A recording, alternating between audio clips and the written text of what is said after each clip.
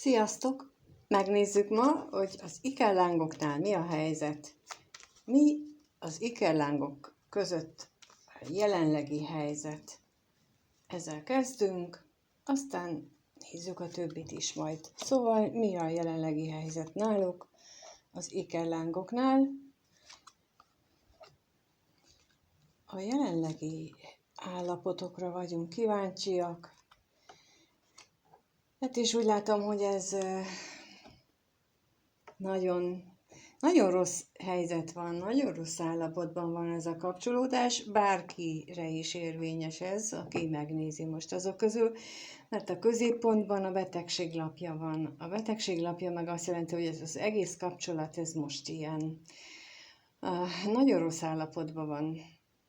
Tulajdonképpen még azt sem lehet eldönteni, hogy túléli-e ezt az egészet, ezt a jelenlegi helyzetet. Történtek benne veszteségek, megjelent itt egy harmadik személy, akinek mondjuk nem kellene itt lenni, tehát ha már egy kapcsolódásról nézem, ha viszont azt nézem, hogy ikerláng kapcsolódásna, akkor viszont igen, mert az ikerláng kapcsolódásnak a egyik nehezítő tényezője a 3-as kapcsolódás, vagy 4-es kapcsolódás, ahol ugye fejlődni kell, azért van, és fejlődést szolgálja, és itt azért az megjelent. És a veszteség lapja is itt van, tehát hogy maga a kapcsolódás egy veszteséges állapoton ment keresztül, amit valószínűleg ez a harmadik személy okozott, és jelenleg ugye hát nem túl jó állapotban van. Viszont mind a kettő, az ikerláng pár, mind a két tagja rengeteget gondol arra, hogy egymásnak ők milyen ajándékok, hogy mennyire szép emlékeik vannak, hogy ez egy különleges kapcsolat, de mind a ketten ezzel tartják életben ezt a kapcsolatot tulajdonképpen a jelenlegi helyzet ellenére is. Tehát akármi is most a helyzet fizikálisan, akárhogyan is nyilvánul meg, az ő gondolataik, amivel erre a kapcsolatra gondolnak, illetve a közös élményeikre, a múltbeli eseményekre, attól létezik még ez a kapcsolat. Lássuk, hogy mit jelent itt ez a veszteség, milyen veszteségeket kellett nekik megélniük. Milyen veszteséget kellett megélniük? Mi tűnt el?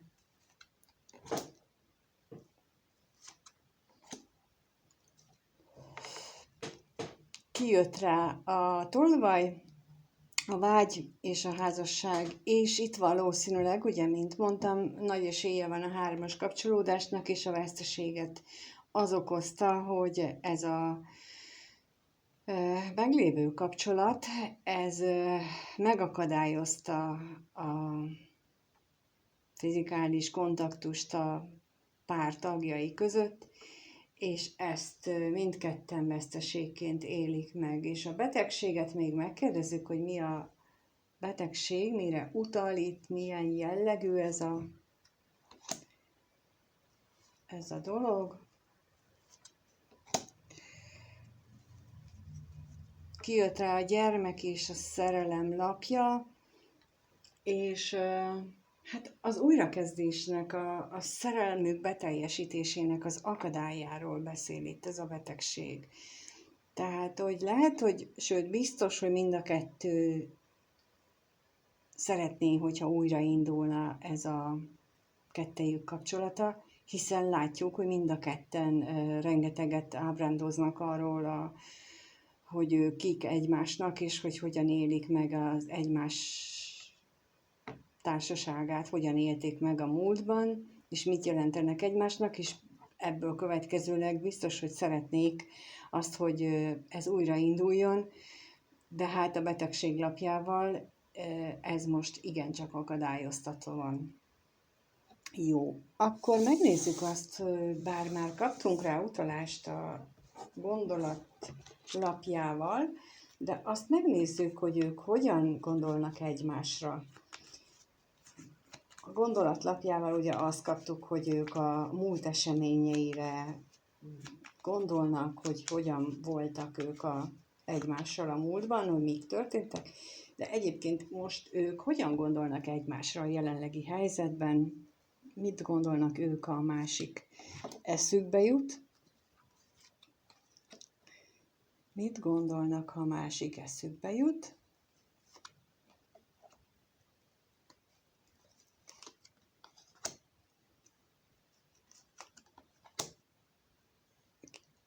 Hát ugye a betegséggel indulunk, mint ami az előbb a helyzetet leírta. Tehát mind a ketten azt gondolják a másikról, hogy nagyon rosszul van. Tehát, mintha, és ami nem elképzelhetetlen egyik ellen kapcsolódásban, tehát érzik a másiknak az érzéseit, a helyzetét, és érzik azt, hogy nincs jól a másik, tehát hogy az állapotuk az nem túl jó. Ugyanakkor, ha másikra gondolnak, valamiféle bosszúságot is éreznek magukban, talán a helyzet miatt inkább, én úgy gondolom, és itt a váratlan örömmel a közepén ez nekem azt mutatja, hogy egyrészt váratlanul történt az ő kapcsolódásuk, mint általában az ellen kapcsolódás egy teljesen lehetetlen, elképzelhetetlen helyzetben szokott megtörténni ez a találkozás, és ezt újra és újra fölidézik, és valószínűleg mind a ketten arra gondolnak, hogy van itt a kapcsolatban egy ellenség, egy olyan személy, akire már az előbb is volt utalás, aki megakadályozza állandóan, és a végére a bíró jött ki, hogy el kell dönteniük, hogy mi legyen ezzel a kapcsolattal. Ez így elsőre, de megkérdezzük ezt a bosszúságot, hogy milyen bosszúság ez itt az ő gondolataikban. Mi ez a bosszúság itt az ő gondolataikban? Mire vonatkozik ez a bosszúság?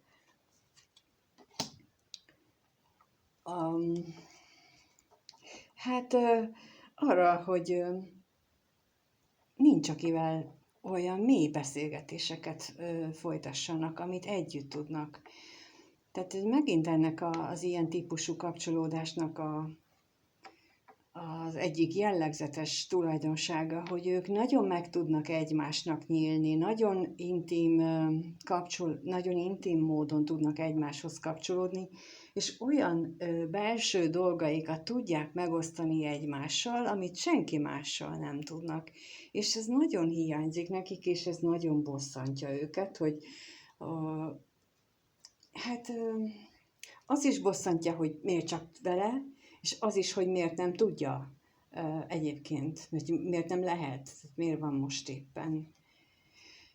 Megnézzük itt, hogy mit jelent az ellenség, mire gondolnak itt ellenség lapjával.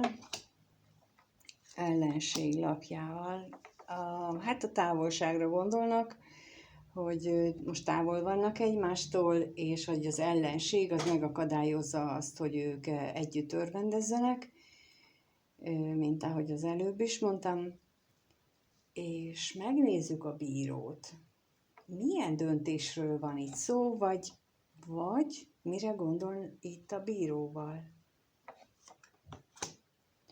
Mi a bíróval itt a...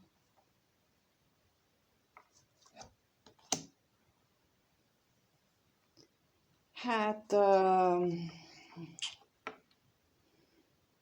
legalább az egyikőjüknek elég nagy problémát okoz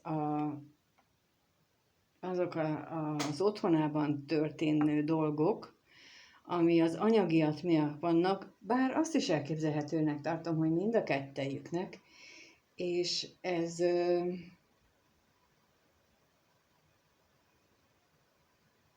ez egyrészt döntéshelyzetet hoz létre náluk, tehát dönteniük kell, hogy most mit csinálnak, hogy a pénzzel, az anyagiakkal foglalkozzanak, vagy mivel.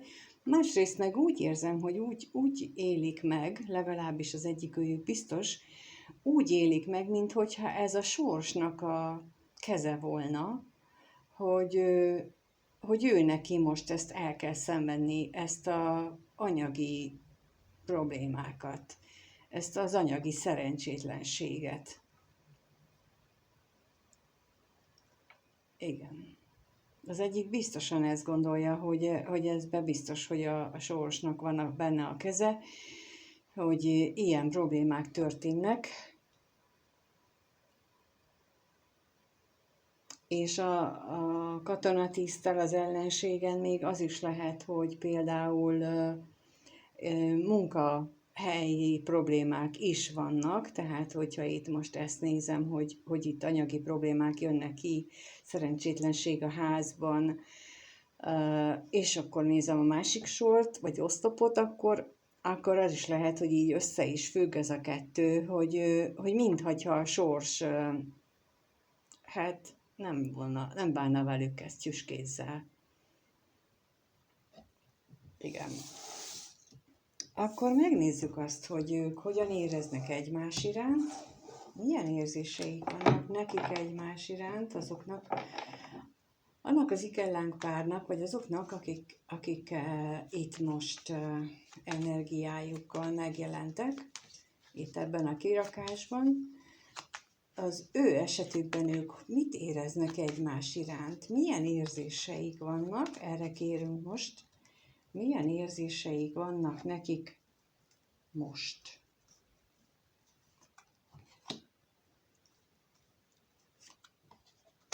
Milyen érzéseik vannak egymás iránt.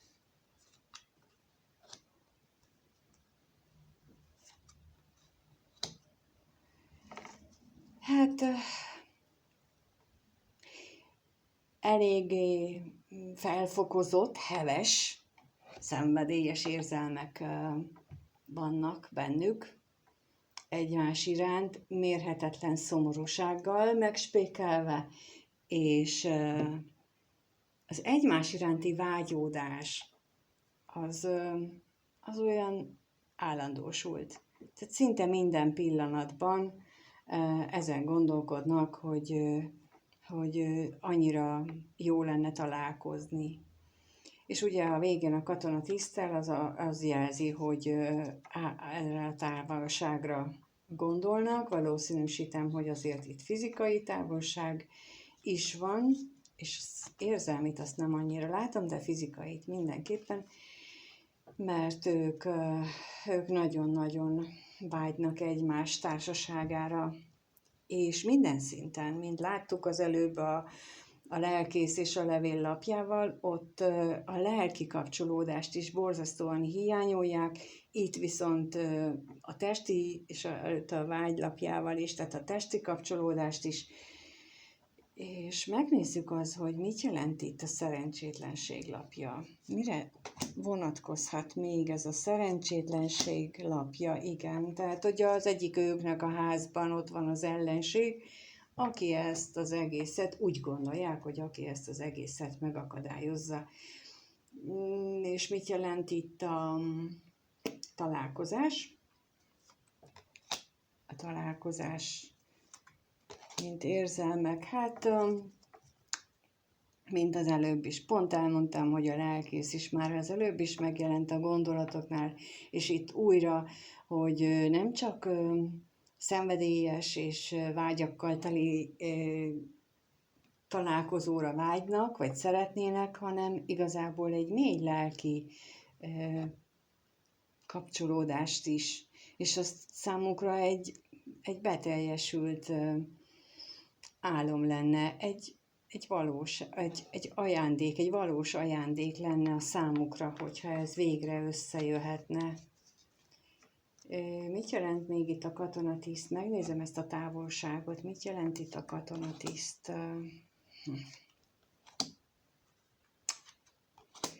kijött ugye a gondolat, tehát amit mondtam, hogy rengeteget gondolnak erre a távolságra, a találkozásra, félelmek vannak, féltékenység van, itt van a vágylapja, tehát középen a lelkészlapjával, itt ez a pár nincs együtt, de minden pillanatban egymásra gondolnak. Nagyon nagy köztük a vonzás, az látszik itt. Jó, akkor megnézzük azt, hogy várható-e számukra valami. Tehát besegít nekik az élet, vagy ő maguk. Fejlődtek-e már annyit, hogy megengedik a számukra? Mert azért ezt tudni kell, hogy ha nem fejlődik a pár egyik tagja sem, vagy csak minimálisat, akkor ez a helyzet nem változik. Tehát a fejlődés, az ikerláng kapcsolódásnak az elsődleges célja a fejlődés. És ha nincs fejlődés, akkor mindenféle akadály merül fel, pláne még egyébként is vannak akadályok, de ilyenkor, ha nincs fejlődés, akkor mindkét oldalról vannak akadályok. De megnézzük azt, hogy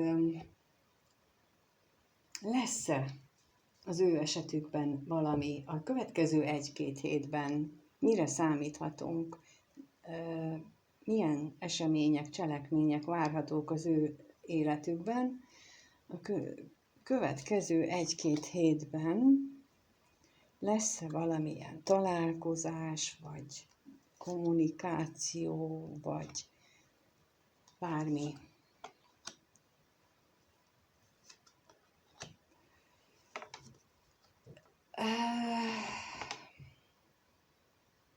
Úgy tűnik nekem, hogy ugye ez a harmadik személy, aki itt ebben a kapcsolatban aktívan részt vesz, és nem pozitív módon, tehát az ő félelmei, féltékenykedései azért nagyon zavaró hatást fognak nyújtani, vagy okozni ebben a következő időszakban. Ettől függetlenül úgy látom, hogy sok esetben lesz kommunikáció, hiszen mindkét kommunikációs lap kijött. Sok esetben azt gondolom, hogy szóban és írásban is lehetséges ez a kommunikáció, de megkérdezzük, hogy mit jelent itt az özvegyasszony. Az özvegyasszony, hát mindent megtesz azért, hogy a reményüket is elvegye, hogy reményvesztetté tegye ezt a párost, amit ugye eddig is láttunk, és kétségünk sincs afelől, hogy neki nem érdeke, hogy ők együtt legyenek. A félelmet, a féltékenységre még kérek, hogy mit jelent itt a féltékenység. A féltékenység, mit jelent itt a féltékenység?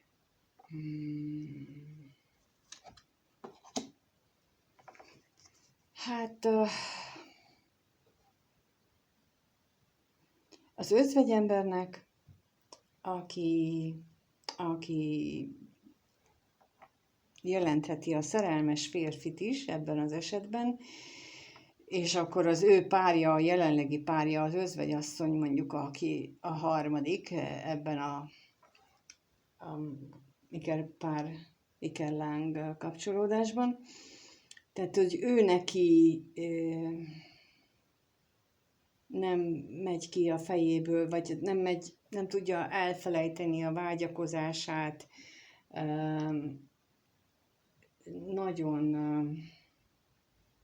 nagyon mély féltékenység van benne, és nagyon mély vágyak vannak benne. Nagyon mély félelem és mély vágyak vannak benne, és a féltékenység pedig az ő társában van, ha neki van, hát ha fordítva igaz, akkor kérlek úgy vedd. A harmadik személy, ha nem nő, hanem férfi, akkor úgy vedd. Tehát benne van, a harmadik személyben van a féltékenység, és az ikerláng pár tagjában pedig a félelmek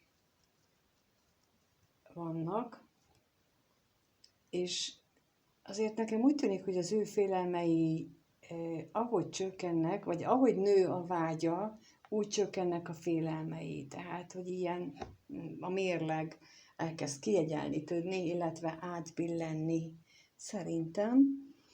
És megnézzük, hogy mit jelent itt a levél. Még arra kérek, a levél.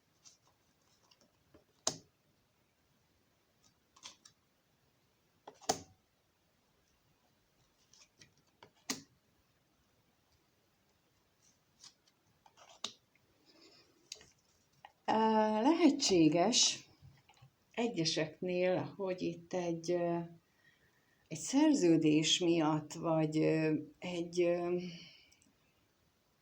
igazából egy munkaszerződés, vagy egy ingatlan adásvételi szerződés miatt